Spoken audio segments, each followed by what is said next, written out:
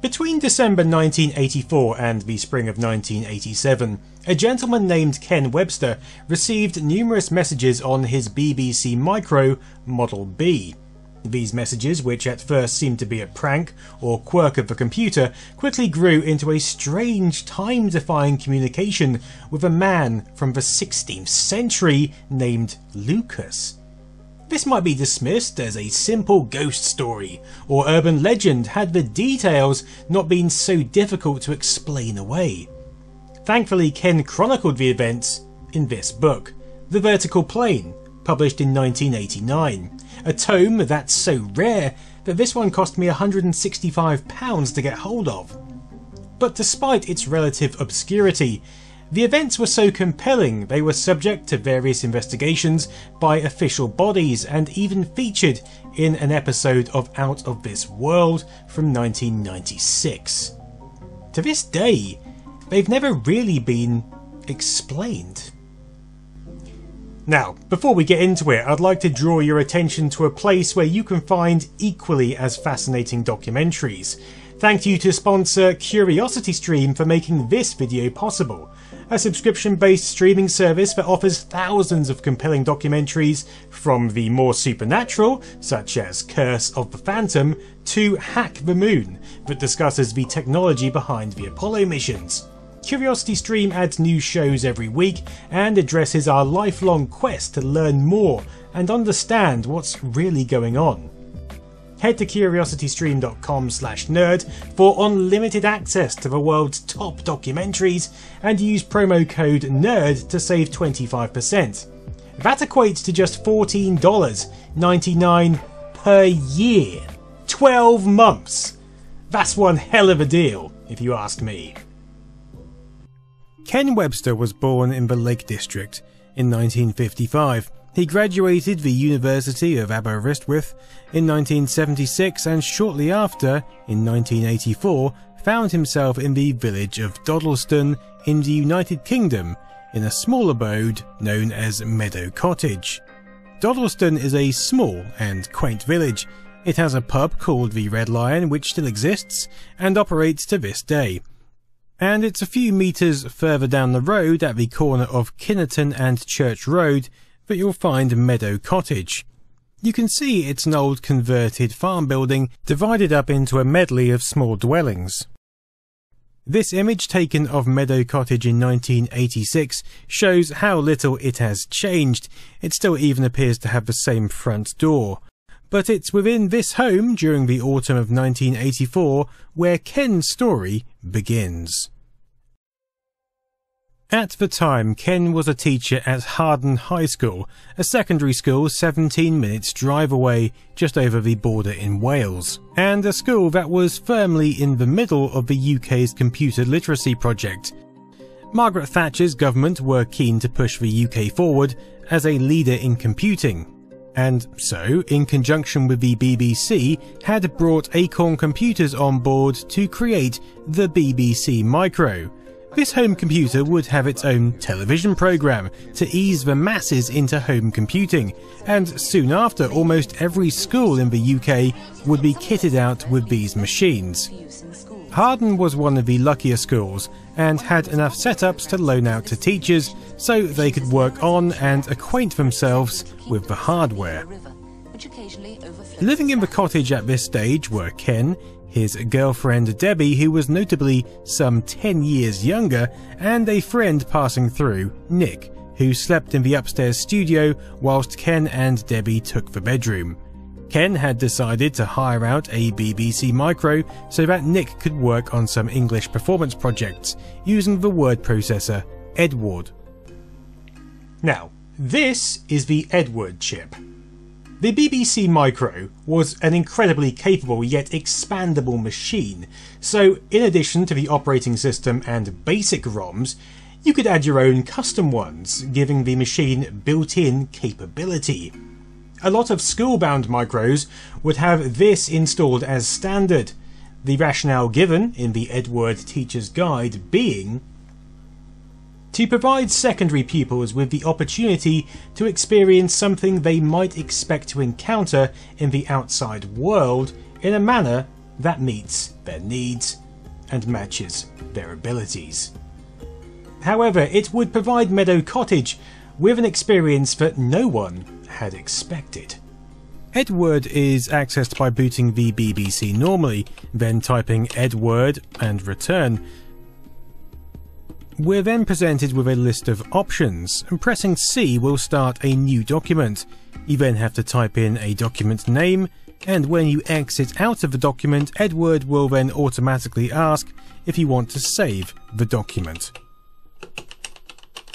As Christmas ebbed closer, the household decided to pop out to their friend David Lovell's house, leaving the BBC Micro on, albeit at the boot screen.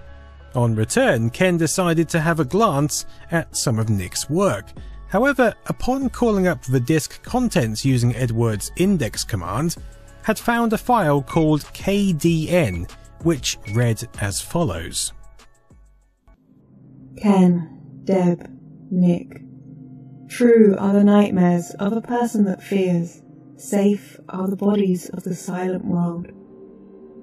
Turn, pretty flower, turn towards the sun, for you shall grow and sow. But the flower reaches too high and withers in the burning lights. Get out your bricks. Pussycat, Pussycat went to London to seek fame and fortune. Faith must not be lost, for this shall be your redeemer. Given it wasn't something Nick had created, they mostly brushed it off as a prank by John, a friend who occasionally popped around to record some guitar tracks with Ken, with a view to possibly starting a band. But Ken couldn't help but feel a chill run down his spine. The computer went back to school, and another wasn't borrowed until February 1985. Again, one evening it was accidentally left on, and again a new file appeared, Reate, seemingly the latter part of Create. I write on behalf of many. What strange words thou speak, although I must confess that I hath also been ill-schooled. Sometimes methinks alterations are somewhat barful, for they break many asleep in mine bed. Thou art goodly man, who hath fanciful woman who dwell in mine home. I have no want to affray, for only since mine half-witted antic has ripped a twain mine bound, hath I been wreathed tonight. I have seen many alterations, lasty charge house and their home. 'Tis a fitting place, with lights which devil maketh, and costly things that only mine friend Edmund Grey can afford, or the king himself. 'Twas a great crime to have bribed mine house. L.W. The first message had almost been dismissed, but there was something deeply mysterious about these new words emanating from the BBC Micro. LW. Who was LW? What were these strange words? By the sound of it, LW was under the impression that someone had stolen his house. Back at school, Ken decided to discuss these antics in the staff room, perhaps see if anyone had any ideas on these strange happenings.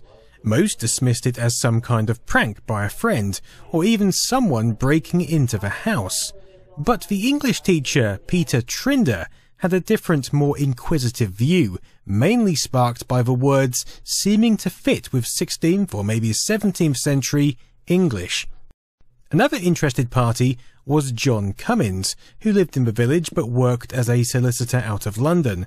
It was he who voiced the need to reply to whatever this was. And so, with the crisp snap of winter still filling the air, and Peter's view that whoever or whatever this was possibly spoke with a 17th century tongue, the trio began to write. In the reign of Queen Elizabeth II. Dear LW, thank you for your message. We are sorry for disturbing you. What would you like us to do? Did you live in a house on this land in about 1620? Do you want us to tell you more about our time? Why write a poem? Who is Edward Grey?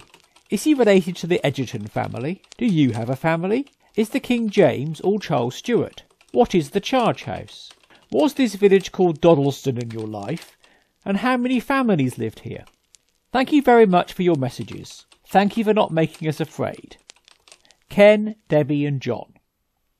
Leaving this message on the screen, they retreated to the Red Lion pub around the corner, thinking or hoping it may prompt a reply. And sure enough, later that day, "'Twas an honest farm of oak and stone. It is helpful that you should tell me about thy time. Dost thou hath horse? Edmund Grey, brother of John Grey, lives at Kinnerton Hall. Thy king, of course, is Henry VIII, who is 46. I know what of King James. Mine charge house is a place of law, schooling. L.W. 28th of March, anno 1521. The problem was, if they were really talking with someone from the past, then this reply was littered with inconsistencies. To start with, in 1521, Henry VIII was only 30 years old, not 46.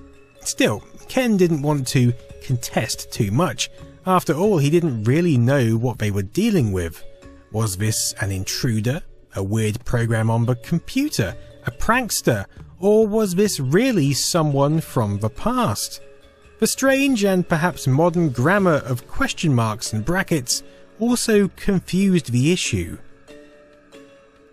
Ken would continue borrowing the BBC from school, but ideas of using it for scripts were a distant memory. The intention was now purely to continue this strange communication and see where it led. In the next message, many snippets of information were given up. That the time traveller's house had redstone footings, that he has to sow barley early for ale, and that he needed to go to Nantwich to visit a farming friend, Richard Wishall. Strange information to convey.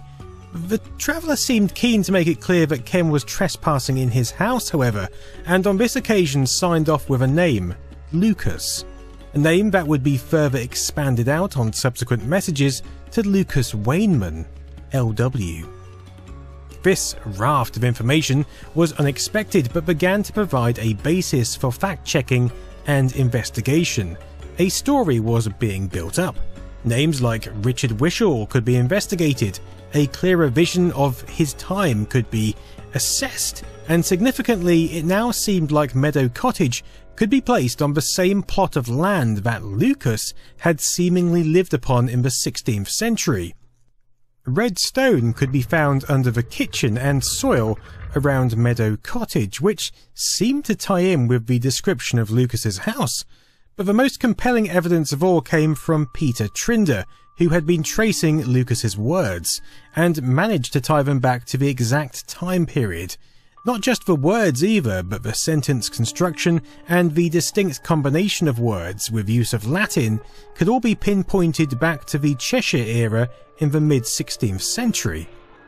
The earlier inconsistencies also appeared to correct themselves. During further discourse, Lucas reveals himself to be living during the era of Henry VIII's marriage to Catherine Parr, so sometime between 1543 and 1547, and claimed to have studied at Brasenose College in Oxford. However, when Ken wrote back mentioning he was from 1985, this further complicated the matter. You said your time be 1985. We thought you were all from 2109, like your friend whom did spring Leames Boist, pray.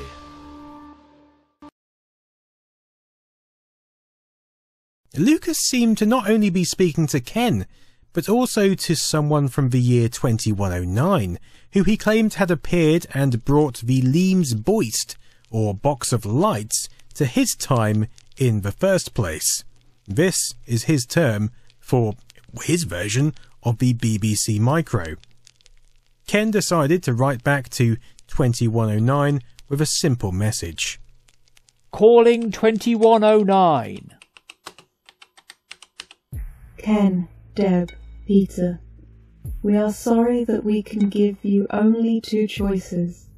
One, that you either have your predicament explained in such a non-rhyme way that you may have instant understanding but cause what should not happen, or two, try to understand that you three have a purpose that shall in your lifetime changes the face of history. We, 2109, must not affect your thoughts directly, but give you some sort of guidance that will allow room for your own destiny. All we can say is that we are all part of the same God, whatever he, it, is. This direct and strangely spelt response then seemed to be from the future. Two apparent lines of communication were now open, and this time slip suddenly seemed to have purpose, although it was beyond the understanding of Ken, Debbie, and Peter. At this point, Nick had moved out. To add to this situation, there also seemed to be a raft of paranormal activity happening in the cottage during this time. Tins would stack themselves up in the kitchen, chalk markings appeared around the house, sometimes with words. Sounds of walking could be heard, and strange feet impressions would appear on surfaces. On the 15th of May, Debbie noted, I dropped Ken off at school after spending the night at East Green, then drove over to the cottage to feed the cats. It was 9 AM. It was not till I walked up the path to the front door that I sensed something was very wrong. Perhaps it was the cats sitting on the garden wall watching me rather than circling my feet as they usually do, which prompted this unease. I turned the key in the lock and pushed the door open. In the living room, I came face to face with a 6-foot-high pile of furniture. It appeared to me in that instant to have been tossed by the little finger of a giant. Instantly, I took a step back and out of the door and slammed it shut. The cat still watched me in silence from the wall. I didn't know quite what to do. Whatever was happening at the cottage was no longer just an intriguing puzzle. It was now a destructive and potentially dangerous situation, with the humble BBC still innocently left blinking at the heart of the conundrum. Shortly after, Debbie investigated ley lines, direct alignments related to ancient landmarks, and found one to be running almost directly through their cottage. Following this, she began to receive visions of Lucas, and even dreams where she apparently interacted with him. With the situation becoming ever more unusual, Peter Trinder had convinced Ken to go to the Society for Psychical Research and see what their view was. It was John Bucknell and Dave Welch who had arrived from the SPR, and after a few initial unsuccessful sittings, they proposed a test where they would write 10 questions on the BBC to this entity, or entities known as 2109, in isolation from Ken and the rest of the household. Then they would delete them. If a reply to the questions came, then Ken's group should alert them immediately. Several days passed, and a response came back. David, John, David, you interfere with communication. Next time you decide to perform your little experiment, you must be clear from here. We suggest you try someone else to sit with Debbie. Yes, we are what you would call a tachyon universe, but your understanding is incorrect. We ask nothing more of you than to carry on as you would prefer. We will have John present if given choice, or you may bring another as mentioned. No, it is no concern to us that this is not proved. We will give you a plotting of a star next time. We move at a speed so that we cover every point in your time and universe. We have no form and feed of a neat energy that you will not have heard of. 2109. On hearing this, Dave Welch responded, 2109 had not answered the questions, but it seemed they had picked up all the questions left for them in the same order. Finally, it appeared that Ken, Debbie, and Peter had proof. They had been categorically denied access to these questions during the test, and given 2109 seemed to know what they were, they could now be excluded as possible hoaxers themselves. At least, that's what they hoped. In reality, the SPR went quiet. They began to speculate that perhaps sensitive microphones could have been carefully placed to pick up the sounds of typing, which could then be used to deduce what had been written on the computer. They also suggested that perhaps someone was using the earth wire of the electricity supply to send and receive data through the micro. Whatever their view, John shortly after left the SPR, Dave Welch disappeared without a trace, and an official report was curiously never filed. Here I've got a copy of Mail on Sunday, dated 29th of December 1985, a period of significant snowfall across the UK, among the duty-free terror, of course. But the paper is significant because shortly after this debacle, Ken, Debbie and Peter reached out to the Chester Observer about their ordeal. Now, I couldn't source a copy of that particular publication, but various other newspapers reported on Ken's story, including this one. Complicated modern computer technology is the latest plaything for ghosts, or at least one very peculiar poltergeist in particular. Oxford-educated Thomas Harden had been dead for more than 400 years, but that does not stop him enjoying a good session on a BBC Micro after a hard day's toil on the farm. But for a 16th century gentleman who should not really know a floppy disk from a codpiece, his mastery of 20th century scientific skills is rather impressive. But most of the historical information he feeds back to Ken and a friend, English specialist Peter Trinder, is interesting and correct. Ken, a doubting soul, originally thought that someone was playing a prank. Now, more than 150 messages later, he is not so sure. There definitely was a Thomas Harden who was the Dean of Brasenose College Chapel at Oxford in the late 1530s. He was expelled for refusing to remove the Pope's name from prayer books during Henry VIII's purge on Roman Catholicism, and appears to have settled for a quiet farming life in Cheshire. The Society for Psychical Research has investigated the case no fewer than 8 times but remained sceptical.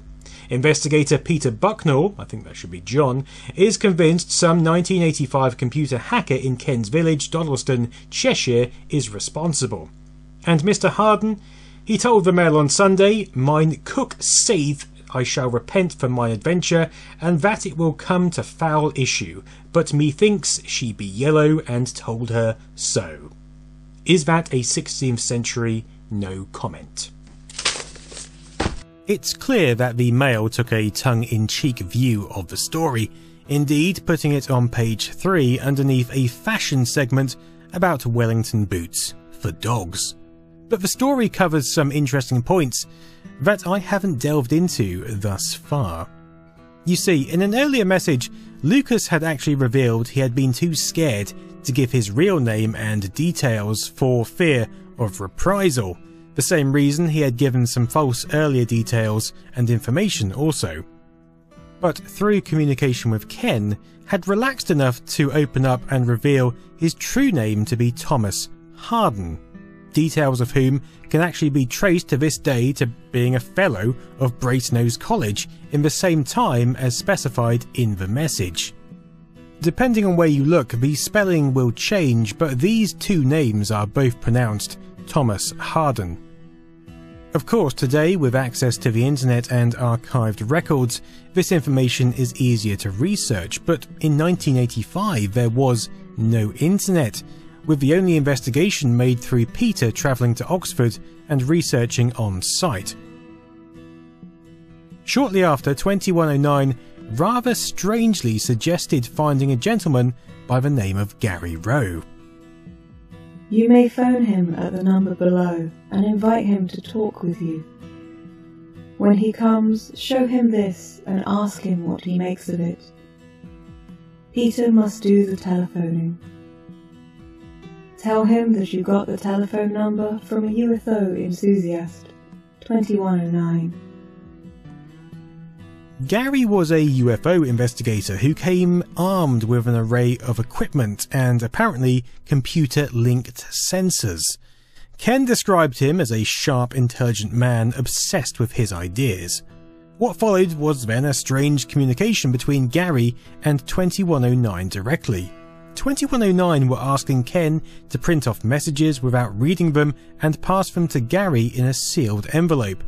This strange toing and throwing ended up with Gary writing a message to 2109 stating, "Greetings. I am instructed to apologise, but in any event I would have done so off my own volition.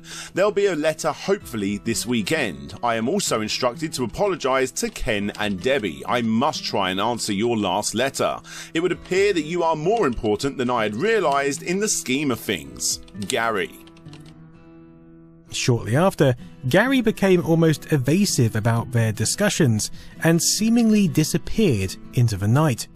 Ken describes this situation as strange and frustrating, as it didn't put them any further forward in being able to prove the phenomena. 2109 had in fact seemingly used Ken to communicate with Gary about the future, and now Gary's only concern was keeping those details close to his chest. The final messages to come through from Thomas provided the detail we were perhaps all most intrigued about: how the Leams had appeared to him, shining apparently as a green light from the walls of his chimney. As translated into a more modern tongue by Peter Trinder, he writes, "I never feared for my soul so much in my life, but so afraid was I that I couldn't move away from this strange messenger. He said, 'Fear not, good Thomas, you are starred to be a great man, if you do not have fear, but keep your faith strong.' Then after other words, which I do confess were not like devil talk, he was gone, leaving the Leams, which appeared to be the same as your computer." Thomas detailed that by speaking towards the Leams, words would appear automatically, suggesting that on his part there was no typing as such involved, and presumably the contents would save automatically. Whether he witnessed a floppy disk drive grinding away is unknown, but clearly it's a good job they weren't using a cassette deck for storage. How Thomas received the messages is less clear, and any logical answer would come with its own set of challenges and complications. Regardless, it was strange perhaps that this information would come so late in this journey. Thomas signed off with a promise that he would write a book about the whole matter for future generations to find and read. "One day you will all sit down at my table for wine and meat by the river in Oxford, where we shall read each other's books and laugh, and we shall speak of truth and good men, watching Oxford change together for evermore. In your time my book is old, but I shall not go to my God until it is written. Then we will all be truly embraced. My love to you all. I shall await you in Oxford. Thomas Harden." With 2109 also finishing their communication shortly after. There is another person to come. They will be the help we need. You will know them when they come. Thomas did eventually write his book and soon died. Shortly after, he placed it in a secure place. It shouldn't take too many years to find it, though he wrote it in Latin with the help of a friend that he met in Oxford. The inscription reads, "Me writes this in the hope that mine fellows will one day find this book. Then may other lands be not so distant."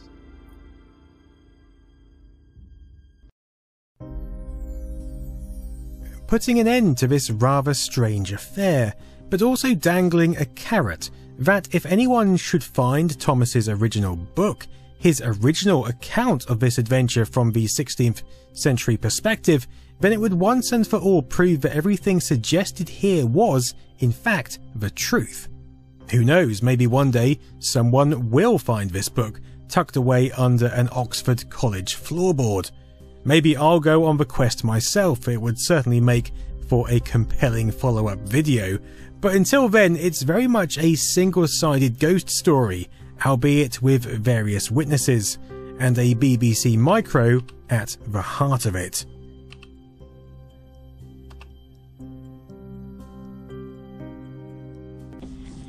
Now, I've carved out what I feel to be the main part of the story for this video, but this is a 350-page book, and Ken's whole account of it is a very strange read indeed. Not just in the story, but also how it's written. It's pretty hard to make sense of what's going on. The story feels disparate, disjointed, and in a way, I guess that actually gives credence to it being a real set of events, recorded vaguely from memory by someone who isn't a writer, and using the communications that Ken had printed and kept stored in a wallet for several years. Indeed, this book wouldn't be written until, or at least not printed until 1989, some 3 years after the events finished. So if you were to suggest that the whole debacle was just a money-making venture, it seems odd that they'd wait so long to publish their account of it, years after the stories in the press had faded away. The last section of the book is occupied with Peter Trinder's analysis of the messages, and it's perhaps that which is the most compelling of all. Here he goes into great lengths explaining how he had to dig deep into past iterations of the Oxford English Dictionary and other references to ascertain exactly what the words from Thomas meant, and how this would be impossible to work backwards. He goes on to explain how this research and 15th century documents such as the Paston letters from East Anglia and Sealy letters from London help to date the text to the mid-16th century and of southwestern origin. There are also a list of words he couldn't place, but through the power of the internet can now be tracked down and actually make sense in the 16th century context. His view was that this couldn't have been a hoax, and in that 1996 episode of Out of This World went on camera to declare so. If somebody was doing this as a hoax, they would have had to do one hell of a lot of research. I can honestly say it wasn't me. But you believe or you don't believe, I knew that it wasn't me, and I did not believe that it could be Ken. That was the assumption I started with when he first gave me this strange piece of paper over the school dinner table one day and said, "Do you understand this?" And I said, "Well, let me take it home and have a look at it," knowing I got the dictionary. And I thought, well, now, this dictionary will soon prove that this is a bit of silly nonsense. But of course it didn't. You can't fault his enthusiasm, but the show's own investigation into the topic yielded quite a different response. Looking at the verb structure, there are things which Lucas says that would not have been said in 1546. It's true that individuals can make up individual words, but we don't make up our verbs. It's possible, or it was possible in England in 1546 to say I do, thou dost, he, she or it doth, he, she or it does. But it wasn't possible to say I doth, or he, she or it dost. Now all the way through Lucas's messages, he mixes and messes up these suffixes with the wrong subject. If it's meant to look like early modern English writing, it doesn't even look close. Ken and Debbie's appearance on the same show was very different, and although they were interviewed, declined to be shown on camera. Do you think there could be a normal explanation for what was going on? I'm sure there will be a normal explanation, but not currently, no. I mean, I'm as puzzled as the next person as to what was happening. All I managed to do was to record what happened. We've had the Lucas's messages analysed by two experts. They have said that these are definitely not from the 16th century. They are like 20th century hoaxes.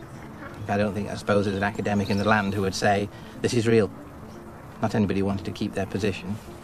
And to be fair to Ken, this was the 90s. Anything weird back then had a huge stigma attached to it. I actually tracked down who I believed to be Ken Webster myself. However, he assured me that I had the wrong person, telling me that he gets messages like this from time to time and detailing all the other Ken Websters that exist. So maybe I did have the wrong person, or maybe Ken just wants to wash his hands of this debacle completely. As for the man named Gary Rowe, well, he has made several apparent appearances on forums and message boards, still apparently a believer in the whole debacle. I had the opportunity to investigate these happenings firsthand. No, I am not some away with the fairies wishful believer. I investigated with professional detachment, not bothered what I would find, fake or fact. I left no stone unturned and used cutting-edge science to get to the truth. In fact, I believe it was the first computer-controlled psychic investigation recorded in the world. I don't care two hoots if nobody ever believes it. I know it really happened. It changed my life. It is going to change yours. The book will one day be ISBN recorded under the history section. It is a monumental historical marker in the ribbon of time. Whether this is actually Gary Rowe is a pertinent question. It may well be, but even if it is, we don't really know his original involvement. We only know what we've been told. Ken's friend John has also popped up in the odd forum. Back in 2007, he wrote on unexplainedmysteries.com. I actually lived in the house with Ken Webster a few years prior to the occurrences he wrote about in the book, and I have to say that I never experienced any of the phenomenon that Ken did, and I would have to say that the cottage never had any bad or odd vibes. In fact, it was one of the most peaceful places you could imagine. But also, Ken was a pretty serious type of person. He had a great sense of humour, but was a fairly solitary and sensitive kind of guy. Certainly not the type of person to leave himself open to public ridicule, especially not by writing a book that would make him out to be a bit of a loon. Really, like many of these stories, it's down to our own investigation, imagination and intuition to unravel what was going on here. Do I believe it myself? No. I consider myself pretty open-minded, but there are too many loose ends, inconsistencies and areas which are just left hanging in the air. The SPR, for example, never really seemed to grasp the technology they were dealing with. Data being sent down the earth wire just sounds ridiculous, and yet they never seemed to ponder more realistic ideas, such as perhaps a dummy version of Edward could have been programmed into the micro, collecting keystrokes as it went. It's perhaps far-fetched in itself, but not so far-fetched as the reality. Then there's the mysterious tachyon entities from 2109, who seem to enter at just the right moment to act as a scapegoat for many of the historical inaccuracies given by Lucas. They're the ones that coin time as being held in a vertical plane, and in later sections of the book they make claims of interfering with and altering Lucas's messages in order to make them easier for Ken to understand. This is also the explanation given for the bizarre use of grammar in those earlier messages. Then there's the fact that 2109 use weird spelling themselves. You could argue this is due to language continuing to evolve up until that time, but the spelling is wildly inconsistent, with some words being spelt with 3 or 4 different variations. A quirk of the phenomena perhaps, but the reality is, it makes it feel like a poorly thought out hoax. In fact, from the point they enter, the vibe given off is that the orchestrator of this whole campaign becomes overwhelmed with the task, leaving too many loose threads. It's like watching Lost all over again. Then there's the strong correlation between the number of times that Debbie was left alone and messages appearing on the computer. It's strange that during the SPR investigations and when other people were in the house, nothing seemed to happen. This is, of course, by Ken's own account, which, along with the fact he intentionally seems to imply how skeptical he was of the whole endeavour and that he really didn't care, makes it feel like a forced double bluff. But then there are also various intriguing details which, although might appear as a fabrication from the human mind, could actually be argued as a supernatural, coincidence or happening. The fact that Lucas became Thomas Harden with 2 spelling variations but coincidentally sharing the same name as the school and village that Ken and Peter taught at almost feels too serendipitous. But then in medieval times people were often referred to as Thomas from Harden before family names were adopted. So given his location, maybe this actually does fit well with the story and his subsequent discovery on the Brasenose Register. Whatever you conclude, there's no denying that the whole thing is weird. It's weird in its nature, it's weird in its portrayal, and it's also weird from a technical standpoint. Some have suggested that the whole debacle may have been more convincing had the BBC been networked up. rather than sitting as a closed system. But really, would that have made a difference? If it were networked, it still infers the existence of a time-traversing box connected to it that messages were passed through. A network might fit with our conventional modern-day view of sending and receiving messages, but it still doesn't explain away this supernatural element. Besides, the EcoNet functionality of the Beeb was rather limited, and so even if it were connected to a network, anything like this was outside of its scope. And it's that premise which really structures my view. This is a vintage technology channel, not a ghost channel. My view is naturally going to be skeptical and wade towards the confines of how a BBC Micro can operate in the real world, which, apart from the workings of Edward, this tale is securely outside of. Whatever your view, you can't deny that it's an intriguing and compelling story, even if you extract all the time-travelling elements and ghost scenarios. But in my view, that's mainly because it makes use of that mighty piece of engineering, the BBC Micro. After all, that's why I've covered it. If you want to delve deeper into the story and get some other perspectives, then I thoroughly recommend these sources.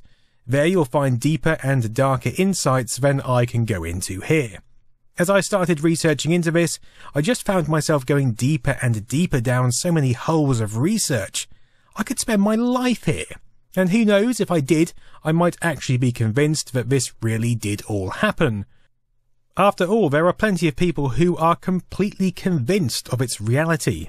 Maybe they just want to be convinced of its reality, but there's plenty of similar cases of the electronic voice phenomenon to explore. But the Dark Histories podcast I found to be particularly fascinating, and it's a good place to start.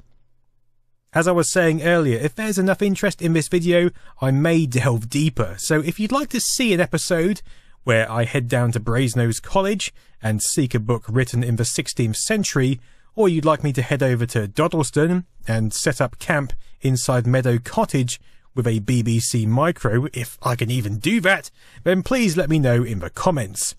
I feel 2022 could definitely be a good year for excursions and investigations.